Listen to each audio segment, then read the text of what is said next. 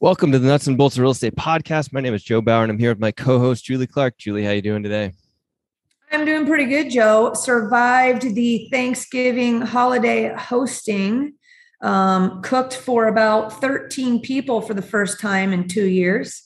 Nice. Yeah. And I thought, well, God, all right, I did it. I got all the food on the table by 4 p.m. I thought I was done. I was relaxed. And then I realized the next day was the Apple Cup. Go Cougs. Yeah, that's right.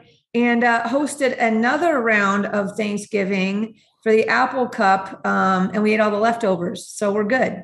I don't have to worry about leftovers or any of that. But so it was good. How about you guys? Where were you? Ooh. Well, we did Thanksgiving in Enumclaw, and then we hopped on a plane on Black Friday, and now we're in Kauai. So, Oh, geez. yeah, cannot complain too much here. It's Life nice is rough. 80 degrees, and it might actually rain today, though. You never know. Well, I think your rain will be a little bit different than our rain out here in Seattle. But Yeah. speaking of rain, we're going to make it rain today for everybody on this podcast. How about that for a transition? Because today we are going to talk about the hottest topic, or one of the hottest topics in real estate investing, and that is short-term rentals. You guys all know we love to go deep dive and find the best resources, the best people to share with you guys. So today we're going to bring you a new friend and go-to expert on short-term rentals and introduce you to Avery Carl. What's up, Avery? Welcome. Hey, welcome. guys. Yeah, thank you so much for having me. Absolutely. So, guys, Avery is a short-term rental and vacation rental expert, as well as a fellow broker at EXP. Whoop, whoop. And she is founder and CEO, I'll call it, of the Short-Term Shop, brokered by EXP, because she's got to say that. Sound right? Yeah. So let's get into it. Let's talk about some short-term rentals and get to know you a little bit better. We're going to kick it off with our numero uno question that we always ask everybody. And I'll let Joe take it from here. Yeah, Avery, we'd love to know more about you. So if you can tell us everything, like where you grew up, how you grew up, and how that brought you into real estate. So be as detailed as you'd like to. We'd love to hear it.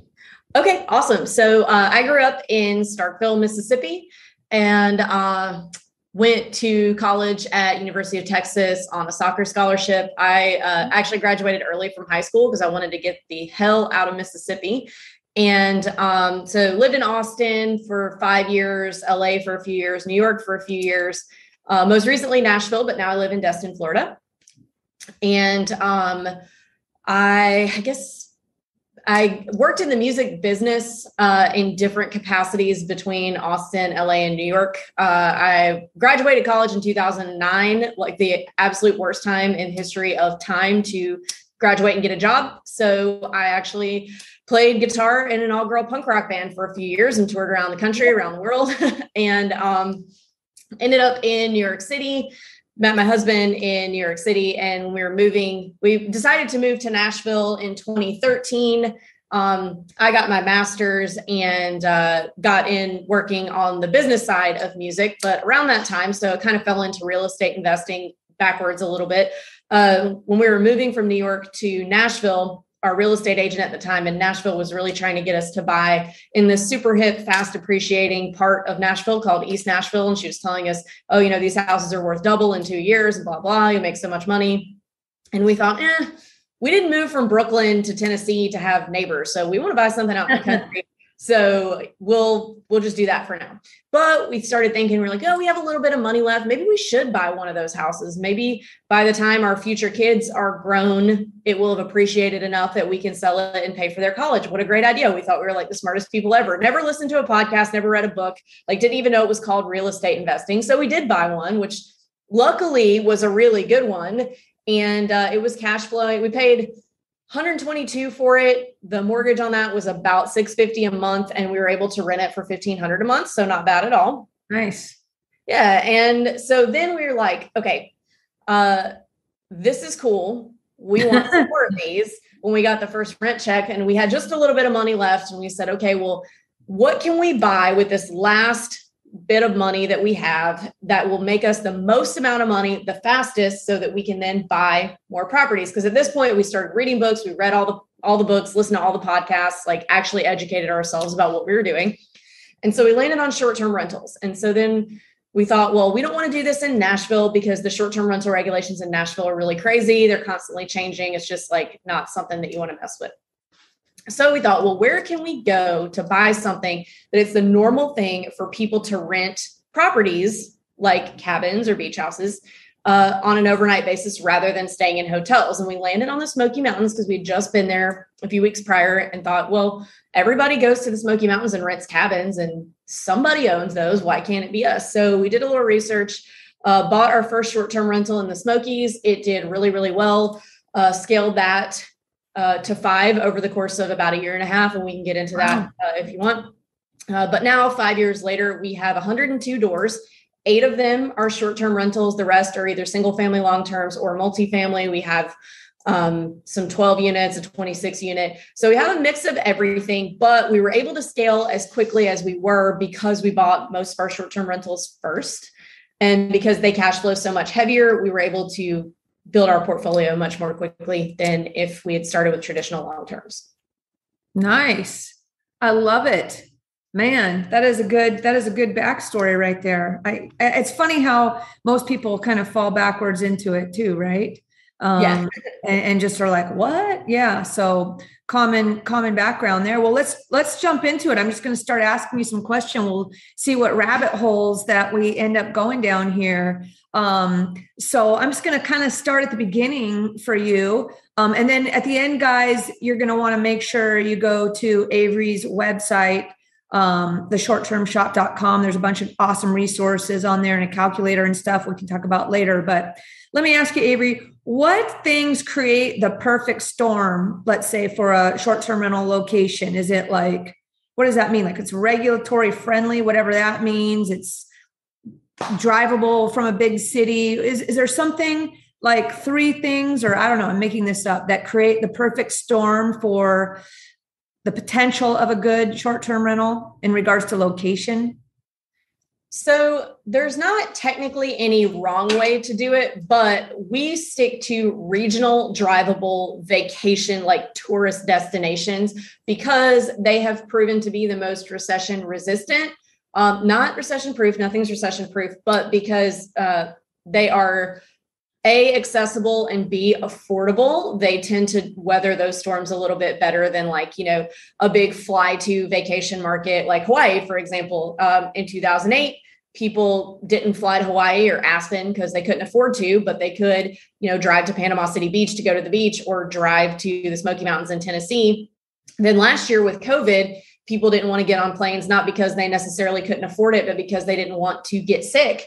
But they were still dying to get out of their houses. So they would drive, to Panama City Big Bear in California. There's tons of places.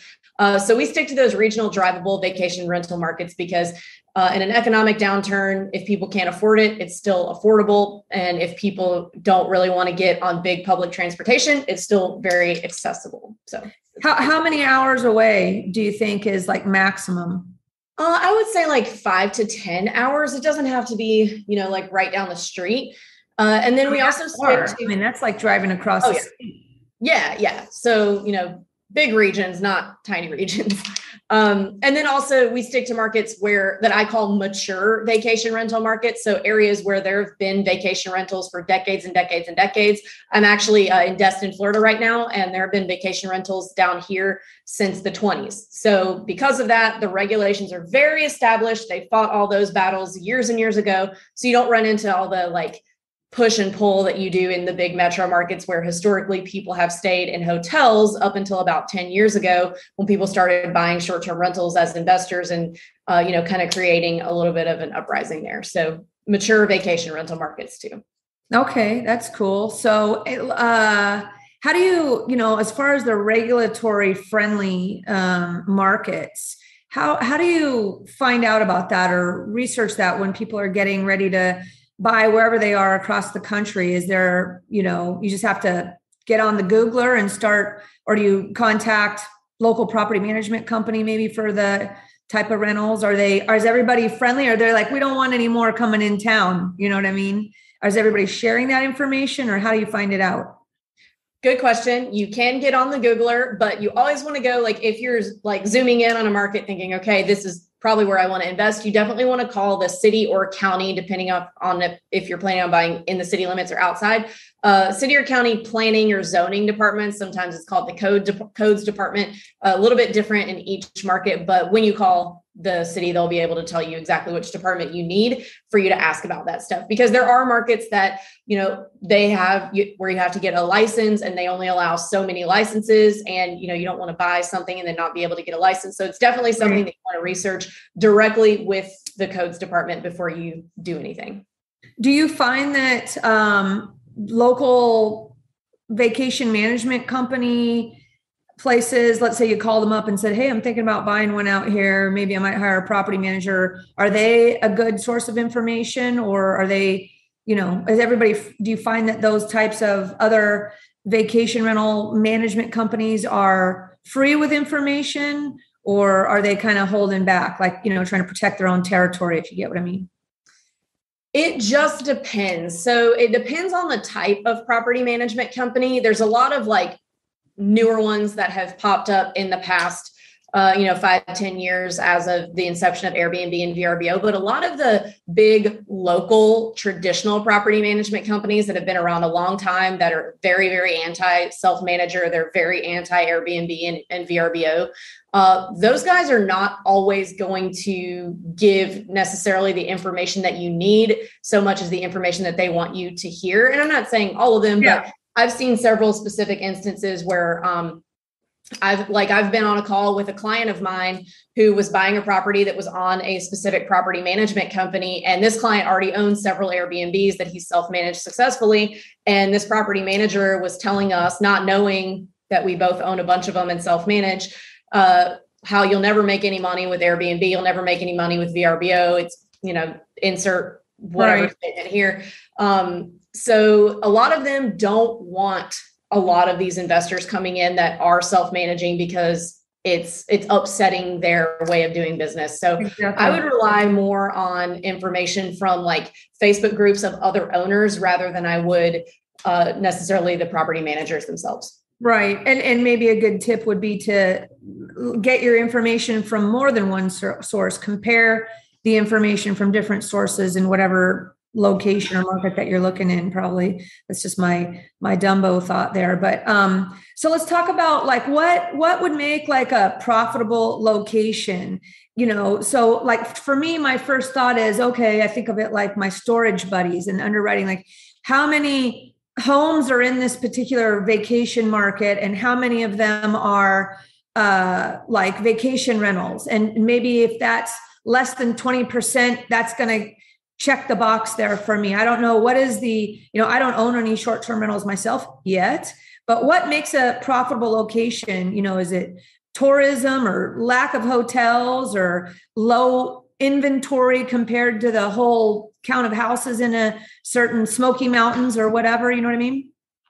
So the number one thing is going to be tourism. You want to have enough tourism to where it's going to make sense. Like my dad, his favorite place in the world is his fishing camp in West Point, Mississippi. And in his brain, that would be a great short-term rental because it's so awesome. But there's not a lot of tourism coming through West Point, Mississippi. So that's never going to make sense. So lots of places you can get tourism data.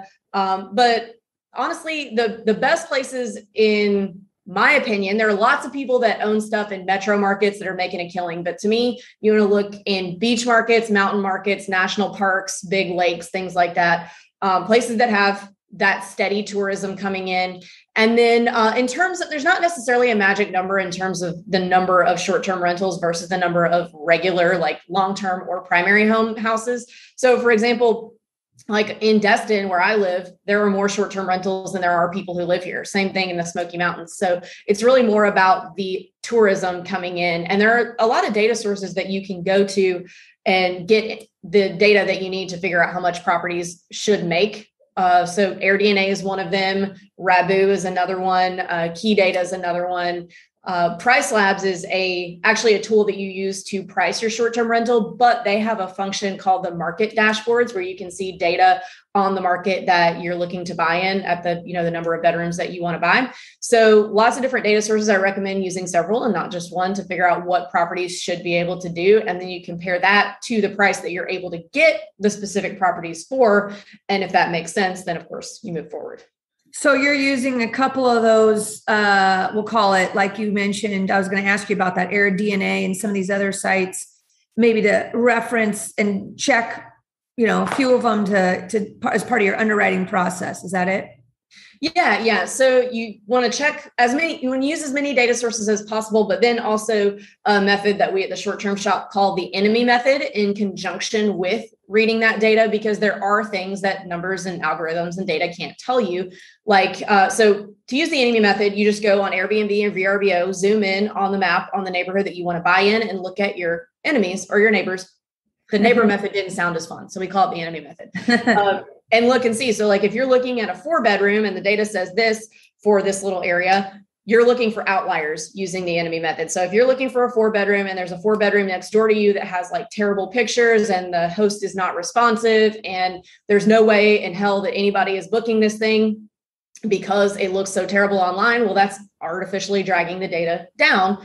Conversely, if there's a 4-bedroom next door to you that you get a private chef and a limousine and a private helicopter to take you wherever you want to go, that's probably artificially dragging it up. So you want to use the data in conjunction with the enemy method to kind of see why the data says what it says.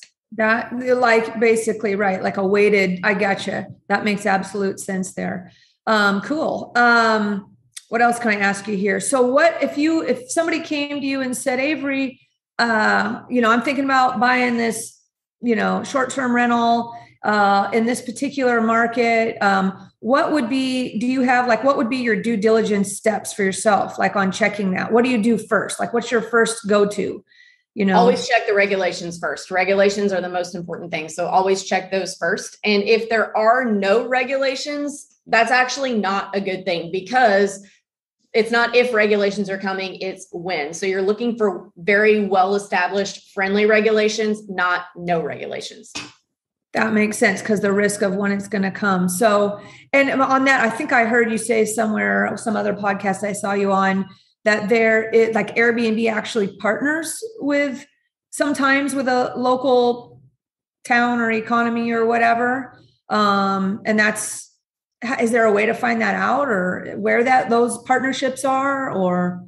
Yeah, so you can check Airbnb, and what that is in some cities and towns and states, even mostly it's states actually now, but Airbnb will collect and remit the state sales tax for you as an owner. So that is a pretty good way of recognizing, like, okay, this is friendly, because there's clearly been conversations between Airbnb and this state about remitting these taxes. So that's a good way to check, just to kind of get a quick gauge. But again, you always want to call directly to the city. Gotcha. Okay. So back to my question about due diligence. So we're going to check the regulations first. And what? You checking tourism stats or something? What do you do next? Check the regulations. You want to then check the tourism. So if it's near a national park, that's really easy, because the National Park Service has tourism data all the way back to the beginning of every single national park. So you can see, like, if you're buying in the Smoky Mountains, you can see all the way back to like the 50s. So you can see every single economic downturn and how it's affected tourism. If you're not near a national park, most vacation rental or vacation destinations will have like a Department of Tourism or Chamber of Commerce, where you can call and get those kinds of numbers. If you're in a metro market, you can get those kinds of numbers from like convention centers, because they're constantly making pitches to big companies for them to have their conventions there. Also, if there's like a big attraction, like a big theme park, they're going to have data on how many people are coming to that. So there's a lot of different ways you can get it. Awesome. But once you get it, what are you looking for? Are you looking for, some sort of, so it's just data, but if you don't know how to, like, what would be good data for tourism? Like, how do you assess whether that tourism data is good data or not? Like, what would be is it like, X amount of percentage? I don't know. How do you even look at the data, like, to determine how to use it? So for me, I don't go into markets where I have to do that much research. If you're having to dig really, really deep to try and figure out if the tourism makes sense, then I'm not messing with it. So that's why I stick to like the national parks, or, I buy a lot of stuff in Destin and 38, Florida, because that's like where we always came growing up. And you can look around and see in the summertime, you can't even move. There's so many people here and they're all staying in short-term rentals. So I stick to the big, real estate investing, short-term rentals for dummies areas. I don't try to get crazy with it. I like it. Awesome. So now we're talking about what type of return would you consider? And this is always I always find somebody's required returns or their investment parameters is individual, right? It really, there is no right or wrong answer, but what do you consider a good return for a short-term rental property? How do you call it a cash on cash return, or what do you do? Cash on cash return is the best way with short-term rentals. Just because you can't really look at anything monthly in short-term rental because a lot of it is kind of seasonal. So your months are going to be really different.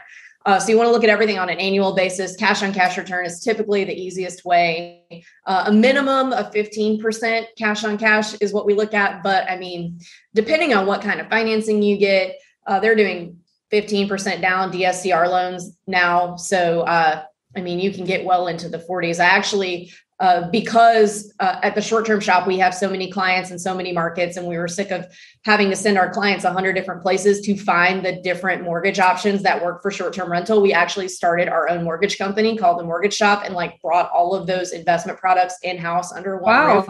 Yeah. So that our clients aren't having to call and find 100 banks that one might have the product that they need. But those 15% down DSCR loans are super popular right now.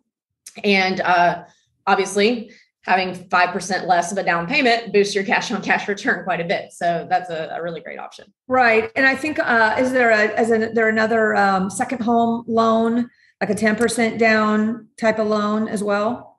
Yes. So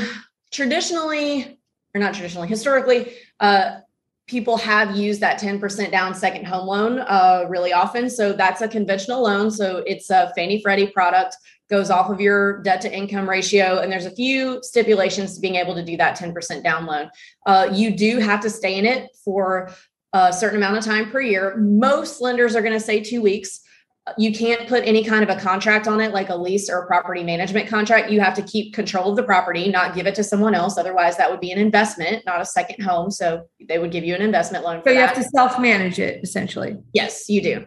And it has to be there's not a set number of miles away from your primary. It has to be, but a lot of lenders will use the 65-mile rule, but it does have to make sense. You're not allowed to buy a second home next door to your primary.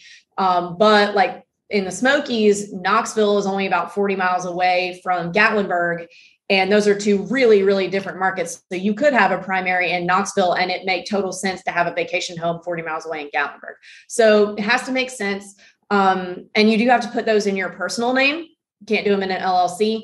But I think that Fannie Mae has kind of caught on to short-term rental investors sometimes abusing that, because it is really meant to be a vacation home. There's nothing that says you're not allowed to rent it out when you're not there and profit off of that. But there are a lot of people trying to structure little syndications using this loan, getting partners and saying, you only have to put 10% down, but I'm going to take X amount of equity. That stuff is going to get it taken away from all of us at the very least. And at the most, there's a lot of people that are going to be committing mortgage fraud. So that's why that DSCR loan has become really popular, because the DSCR loans, you can do whatever you want.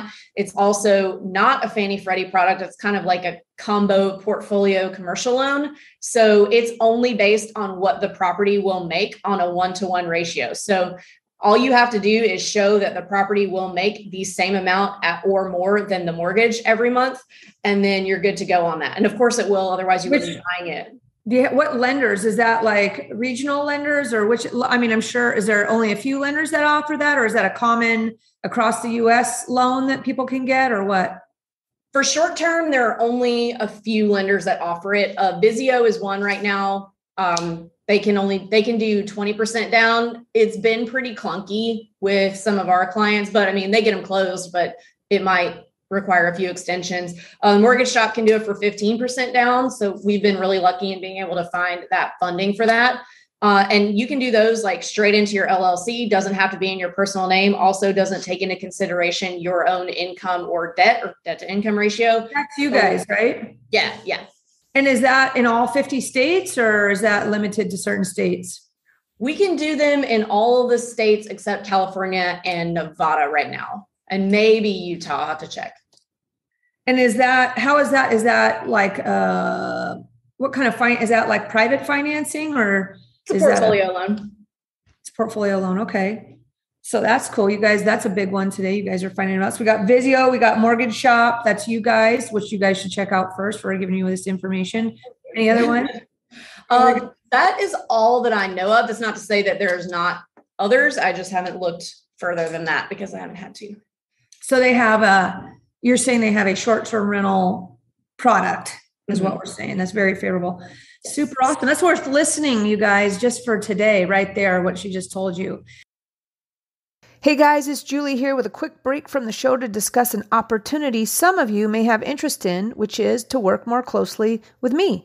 On almost a daily basis, I get calls from investors and brokers, both new and experienced, asking me for guidance or advice. I love helping you guys out and it keeps me on my toes too. So with that said, I wanted to let you know that I have a private broker coaching community called the VIP Education Community. And the best part is that it's 100% free. That's right, it's free to join. So whether you're a traditional broker or a broker investor, my VIP education community offers personalized one-on-one coaching from not just me, but also from my experienced broker friends with expertise in all disciplines of real estate and real estate investing.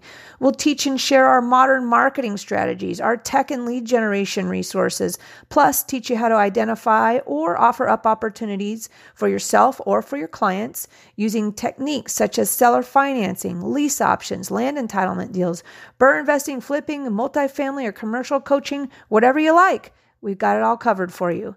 The future of real estate is changing fast, and to stay in the game, it's time to learn about all the options you can offer your buyer and seller clients, as well as, if you want, learn how to use those skills to grow your own real estate portfolio. If you'd like more details about joining my VIP education community, reach out to me at julie@seattleinvestorsclub.com or text me at 206-910-2985 or just send me a Facebook message. My new favorite phrase is community equals confidence. So let's navigate the future of real estate together. Now, back to the show. So I'm going to keep cruising here because I have so much to talk to you about. So we already talked about, I was going to say, what's AirDNA and Rentalizer? And you mentioned it's I'll let you explain a little bit more what AirDNA or Rentalizer is. So AirDNA is a data company that specializes in measuring the performance of short-term rentals. So they have, I think they have data for the entire country now. It's not perfect, but it is a good measuring stick. I don't really like the Rentalizer function of AirDNA. So the Rentalizer is you can go in there and type in the address of anything that you want, and it will tell you what it should make. So what that does basically is it just shrinks the data sample from being the entire market to like the 5 properties right around you. And again, if there is an outlier of any kind right next door to you, it's going to really stick to that data. So you want to stick to the market-wide data. Right. So what do you obviously go straight to the market, the specific, I don't know, you go straight to Airbnb and check it out. What are your 2 or 3 go-to data sites that you would use? For me, I use AirDNA, and then I use the PriceLabs market dashboard function. PriceLabs. Okay. Gotcha. Awesome. Okay. Let's go on here. What about the size of the property? Is there an ideal size for maximum cash flow performance? And are you looking at the number of bedrooms or how many people the rental sleeps? What are you looking at? So 4 bedrooms and up is typically the highest return on investment, but that's not to say that 1 through 3 isn't going to do what you need it to do either. Like I've got a studio and 2 bedrooms that I'll never sell because they do exactly what I need them to do. But there does have to be one best way, and 4 bedrooms and up is typically the best return. What was the second part of that question? The second part of my question is, do you look at the number of bedrooms or how many guests can sleep in the house? I guess that maybe is one and the same or not. Gotcha. Okay. So that's a really good question. And there are 2 schools of thought when it comes to that question that a lot of short-term rental investors are kind of split on. For me, I don't like to cram a bunch of people into a house. I like to just do 2 people per room and then 2 on the two extra. But I feel like, and this is done, this has worked well for me over the course of my career. I feel like if they're feeling cramped or uncomfortable when they come in, they're going to be more sensitive to other things about the house that might go wrong during their stay, that if they were comfortable, they wouldn't be like already kind of annoyed. But there are some people that they use the heads in beds rule. Like if they've got a 2-bedroom, but they've got enough room to put enough bunk beds to sleep 17 people, they're going to do that. I don't like that. I feel like that attracts partiers. And it's worked really well for me and kept my reviews really high that I've kept them nice and comfortable. I mean, a bunch of adults don't really want to sleep in the same room with each other and like listen to each other breathe all night unless they're partying. So for me, there's plenty of investors that would tell me I'm leaving money on the table, but I don't think I am. So, well, as an Airbnb renter myself or user, with kids, I definitely like having 1 bedroom that has bunk beds. So, maybe with like a double and a single kind of thing. So the kids can all be away. I don't want to, when I go on vacation, I don't want to share my bedroom with a bunch of kids, I guess is my thought on that, but that's cool. So as a new investor, it's not like you need to, focus on, let me save my money until I can buy a 4-bedroom, right? Because that's like trying to buy a 20-unit building, multifamily, when you get started instead of just buying a triplex or something like that, right? Like just get started. Is that your message, or what's your scoop there?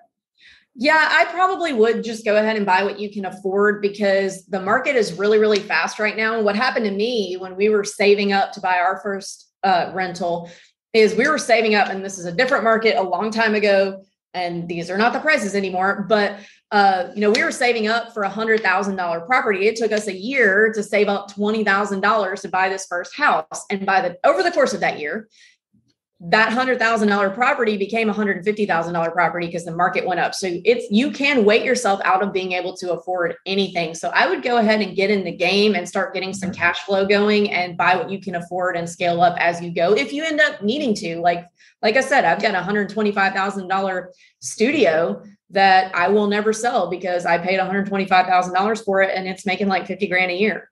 My mortgage is nothing. So there's no wrong way to do it. What about condos? How do you feel about short-term rental condos? In vacation markets, I think they're great. In markets where there's a lot of primary homeowners, it's really something I would probably stay away from. But like in the markets that I'm in, most of the condo buildings were built specifically for short-term rentals, whereas, in other places that are more residential, a lot of people living in the condos, they don't really want the short-term rentals around them. So condos are great. You just want to make sure that the condo fees are actually covering some of your expenses. So like one of my places has a $500 a month HOA, which sounds insane. But then when you look at it, it covers a lot of the bills that I would be paying out of pocket anyway for utilities. So then it makes sense. So you just want to analyze the condo fees, make sure that they're covering some things and that they're not just, nebulous.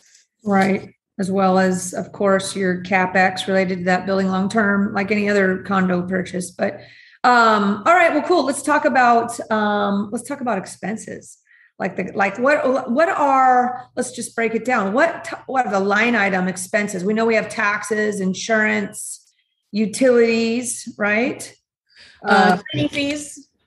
Cleaning fees, management fees, unless you self-manage. If you don't self-manage for whatever reason, you're a fan of self-management, right?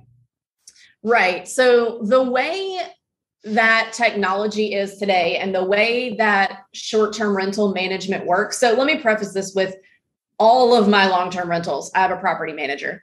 But with the short-term rentals, we self-manage all of them because you just need like 2 or 3 pieces of software on your phone and they automate pretty much everything. And short-term rental managers, the average split that they take is 25% of your gross. And that's not including any other, extra fees. So to put that in perspective, for my short-term rentals this year, if I paid a manager 25%, I would have been paying someone $200,000 for something that I can automate from my phone that maybe I have to spend an hour a week on. So, okay. Yeah. So it doesn't make sense for me.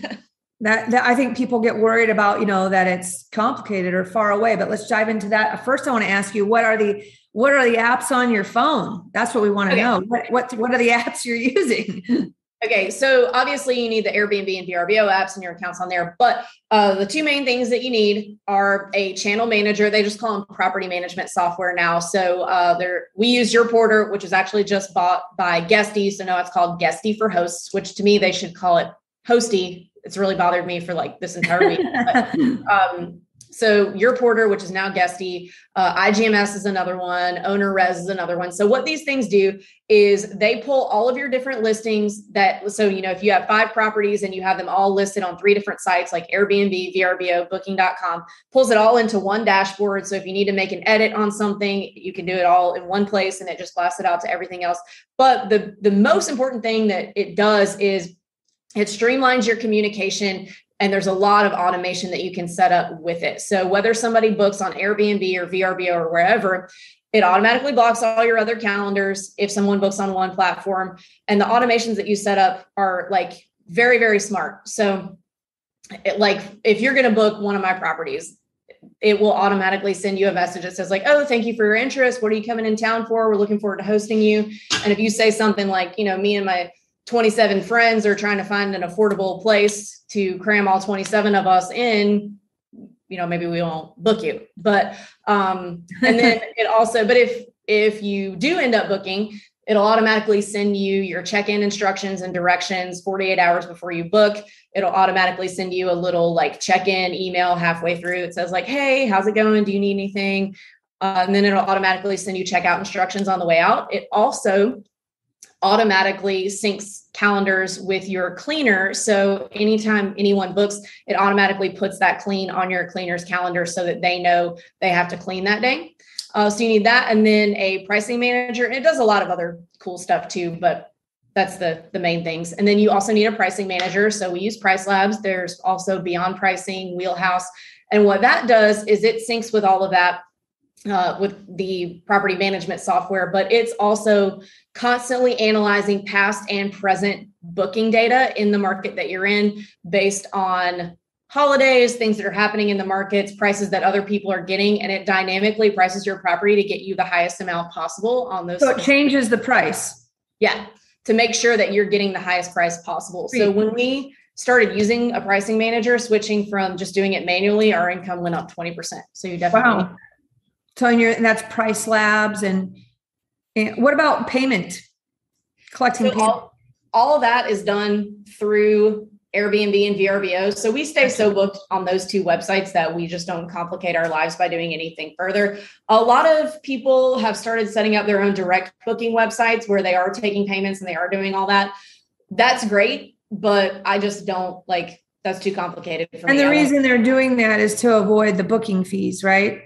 Avoid booking fees and then avoid Airbnb is pretty much always going to side with the guest if there's a dispute. So that's a little annoying. So they're trying to bypass all that. But to me, I haven't had enough of that stuff happen to where it makes sense for me to spend a lot of time setting up that direct booking stuff. Well, let's go over them again, because that's super great info right there. So is it Guesty or Guestly? Guesty, yeah. Guesty, Price Labs. What was the others? Okay. So for the property management software or channel manager, those terms are interchangeable. Guesty, IGMS, OwnerRez, and there's a few other ones, but those are the main ones. And then the pricing managers are Price Labs, Beyond Pricing, and Wheelhouse are the 3 main ones, but there's some other ones too.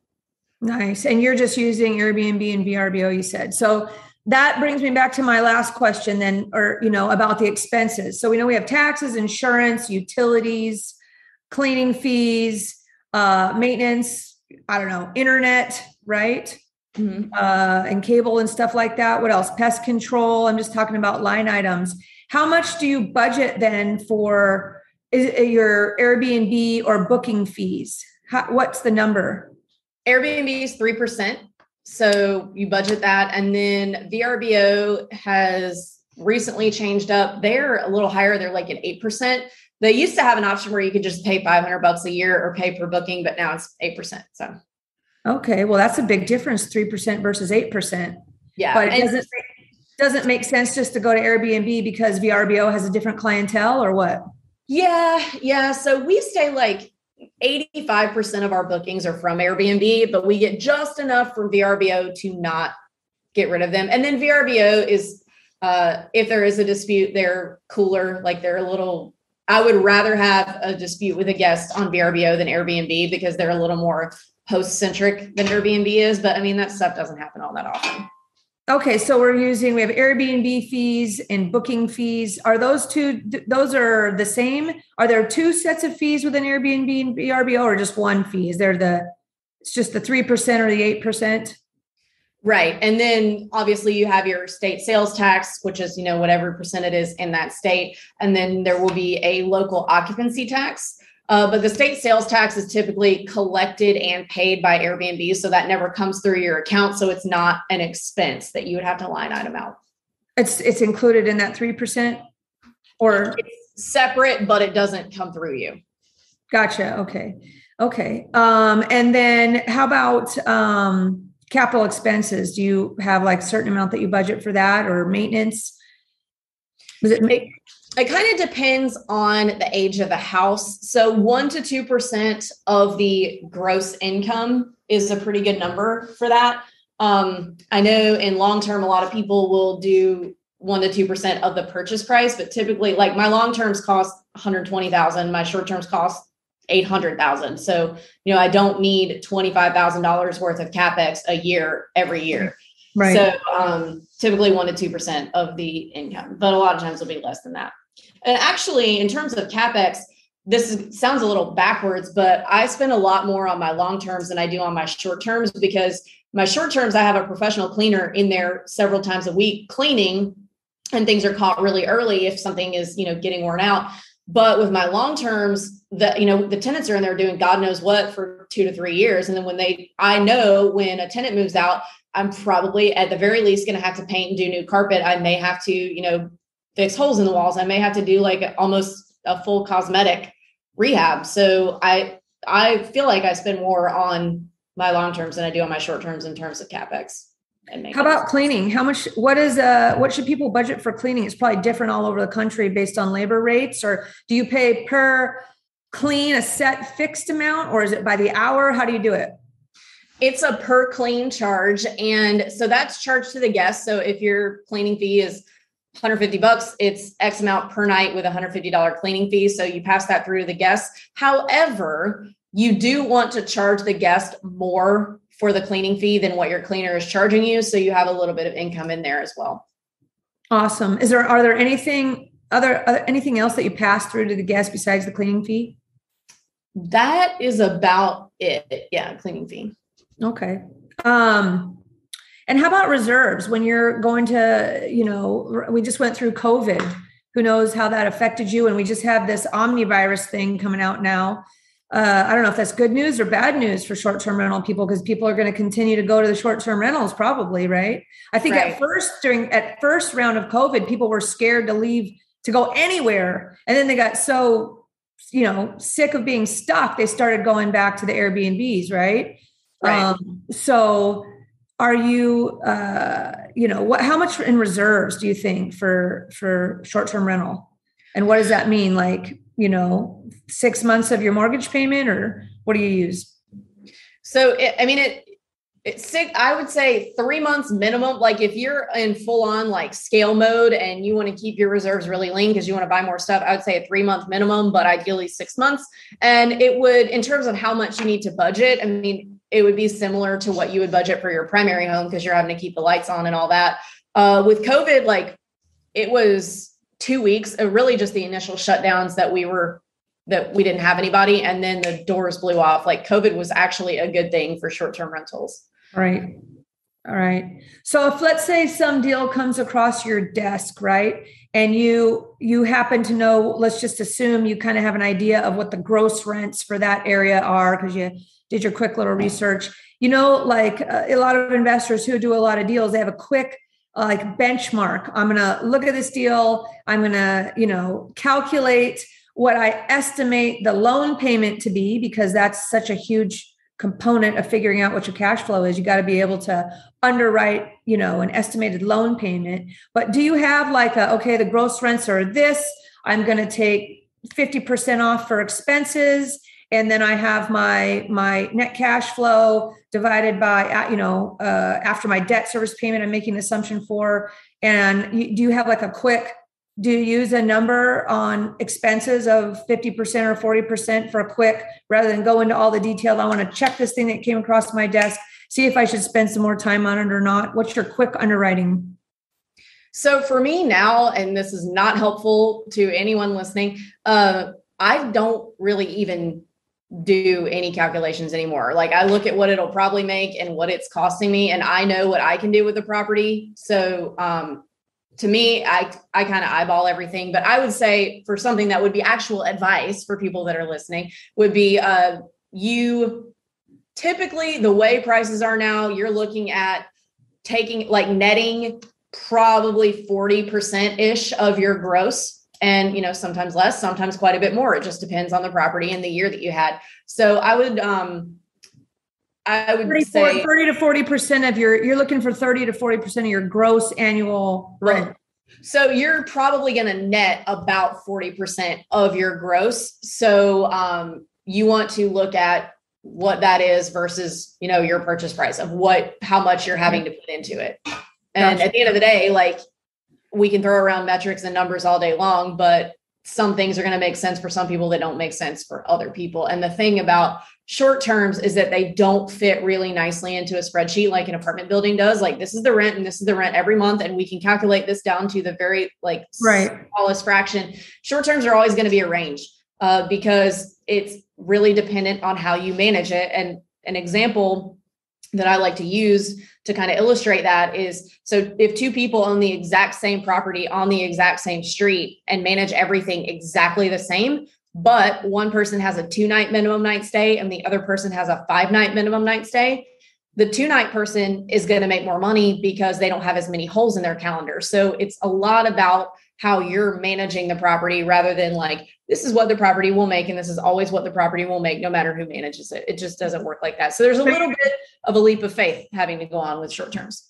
And you recommend a 2-night minimum stay? I'll take it. Well, not necessarily. It just depends on the market. But it just depends. So there isn't like I'm looking at whatever these rents might be. I mean, somehow underwriting for investors or whatever, they're going to assume, I'm going to be, maybe it's fair, like a peak performance. I guess it's market by market. But if I collected 80% of my gross rents or something, or 85% for the year, and I took off 50% in expenses, that's my quick and dirty. Is there a quick and dirty? That's what I'm trying to get at. I know you. Quick and dirty, I would say you want it to at least be able to gross 10% of the purchase price, at least. 15% is kind of a base hit. 20% is like a home run. You have to buy that. Gotcha. Okay. Any good, what if people want to partner up because they're new or they want to scale? Is that a good, bad, ugly? What do you think? All the above probably, but. Yeah. I mean, it could go any direction that you just mentioned, but partnerships can be a great way to get started. They're typically pretty easy to structure with short-term rentals because the management is a little more time intensive than long-term. We did a partnership on 2 properties when we first started. And the way that we did it was we were the sweat equity people and our partner was the money guy. So he got the loan in his name. We set up what we called a little mini mortgage where we paid him X amount per month until we paid off what was our half of the down payment. And then past that, we just managed everything and we split everything 50%. Worked out really well for a few years. And then we decided, we wanted to scale out of that partnership. So we did. I definitely recommend having an attorney write up an operating agreement for that, even though, if it's your mom, your friend, whatever, it's not necessarily that the partnership will go bad, but you just want it laid out to say, right, this is what we're going to do if this happens. This is what we're going to do if that happens. So definitely do that. Don't just handshake. So you didn't give your partner all the cash flow until they got paid the back. You kind of calculated what a mortgage payment sort of might look like off of your half of the down payment and paid that. So you were still getting cash flow every month. Is that what you're saying? You were still getting something even from the beginning because you were sort of treating your half of the down payment as a mortgage, a little mini mortgage. Is that what you meant? Yeah. So the entire, like over the course of the entire partnership, it was straight 50-50, but at the very beginning, it was 50-50 plus an extra, $250 a month or whatever until we got to our gotcha. Half a month. Yeah. That sounds fair enough. Well, we'll start wrapping it up here because we've had you on for quite a while. One important question I think is, well, do you need to offer amenities? Do you need fire pits or foosball tables or bikes? Or if or does a fire pit give you trouble for trying to get insurance? Yeah, it just depends on the market. Like pools are always a good amenity to have. They add a lot of extra income, a little bit of extra insurance. It's totally worth it. Fire pits, I don't like so much because I don't want guests starting fires near, or, you don't know anybody's skill level of that. So I don't like fire pits, but a lot of people get them. A lot of beach properties offer bikes around here, mountain properties. A lot of them have hot tubs. So I would say, look at what the rest of the properties on the market have and try to make sure you at least have that. You don't have to go nuts, but having one extra little cool thing can go a long way. Gotcha. Is there anything that's a no-go for insurance purposes, or is insurance hard to get with short-term rentals? What's the insurance situation? It's not hard to get. There are several short-term rental specific insurance providers. And now like a lot of just regular old run-of-the-mill insurance providers have short-term rental riders that you can add on. But definitely make sure that you get short-term rental specific insurance. Regular homeowners insurance is not going to cover stuff. And then also get a commercial umbrella policy on top of that, just to make sure you're extra covered. Okay. Good tip. How about reviews? How do you get a good review? How do you manage the review stuff? So a lot of people are scared to ask for a good review because they feel like it's tacky, but you just kind of have to get past that. We have it set up to automate a little message to our guests that says like, thank you so much for coming. You were a great guest. We left a 5-star review. Hope you'll do the same. Because you kind of like the same as a real estate broker. Yeah, right? Exactly. You kind of got to get over asking for the 5-star review, right? Yeah. And then you can manage out bad reviews by asking questions up front before you book people. So a lot of people get really caught up in having to take every booking and, like a scarcity mindset of you have to just take everyone, and you don't. You will actually do better and make more money because you have better reviews by screening out the partiers and the complainers up front. What would be the number one question you would ask somebody to screen out partying and bad guests? Well, you can screen out partying in most cases by not trying to slam too many people into a small property. But if you just like, hey, you'd be surprised how people tell on themselves. Like we had one time where we're like, oh, hey, yeah, what brings you to our neck of the woods? And they're like, can you fit 16 dually trucks in your driveway? Because last year when we all came, we had to sleep in our trucks. And I was like, I don't think you're going to be comfortable here. Our driveway is not going to fit that. Actually, you should probably find somewhere else. So, you can kind of tell, or if they ask something really ridiculous, like what thread count is your sheets, or are your sheets, like right up front? That's probably somebody who's going to complain a lot and not leave a good review. So you can just kind of tell by the questions that they ask what they're going to be like when they get there. What kind of starting capital does somebody need to furnish it though? I mean, are you spending you're buying it? We're talking about all that, but we forgot all of a sudden that we needed to furnish it. Is there a budget? This is my last question for you, really.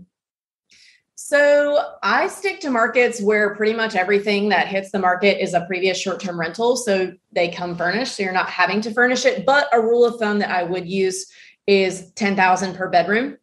And okay. So, 4-bedroom, you can expect to spend $40,000 on the whole house. That includes the living room and stuff too, but 10 per bedroom is about what you can expect.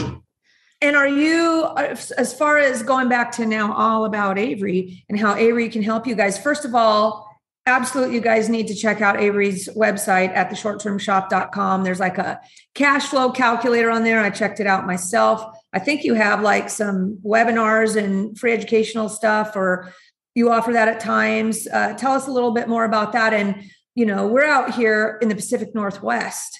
We have a lot of, you and I should probably hook up, because we have a lot of people interested in investing out of state, period, whether that be long-term rental or short-term rentals, potentially, if they knew they had some guidance and some help. West Coast people, it's just too expensive out here. So we want to so you and I should circle up and talk about that outside of this podcast and how we can help each other that way, especially since we're both at EXP. But, how can people engage with you and work with you, and give us the details on that, and we'll wrap it up. Yeah, absolutely. So the Short Term Shop is a real estate agency that focuses exclusively on short-term rental investors. We have offices in 10 markets currently, which would take me too long to list out, but hit the website and check it out. And if you use us as your agents in any of the markets that we operate in, we have a whole back-end training program where we'll teach you everything you need to know about managing your short-term rental remotely. So that's everything from setting up your Airbnb and VRBO listings to all those automation tools that I talked about, to helping you get your cleaners and handymen lined up. We do this all while you're under contract. So by the time you close with us, you're ready to turn the key and make money. And that is solely a value add, no extra costs outside of just regular old real estate agent commission. Sweetness. And what 10 markets are you in? So we are in the Smoky Mountains in Tennessee, Blue Ridge, Georgia, Gulf Shores, Alabama, 3 markets in Florida, the Emerald Coast, which is Destin, Panama City Beach, 30A area, the Forgotten Coast, which is Mexico Beach, Cape San Blas, St. George Island, Orlando, so the Disney market. We are in Galveston and Crystal Beach, Texas, Broken Bow, Oklahoma, the Western North Carolina mountains, and then we are opening up the Outer Banks at the first of the year. Awesome. Well, I definitely feel like there's something for us to do there. Super exciting, guys. You guys just hit the jackpot today, having Avery join us. So we cannot thank you enough. We even had to reschedule one time because of me. So I appreciate you, Avery, so much. Hopefully we get to connect and props up to EXP, whoop, whoop, slamming and getting great people on their squad there. But we appreciate it. And Joe, where can everybody find the details of today's podcast? Yeah, that was awesome, Avery. Thank you. All the details and show notes can be found at seattleinvestorsclub.com/154, or you can just scroll down into the notes section if you're watching this on YouTube.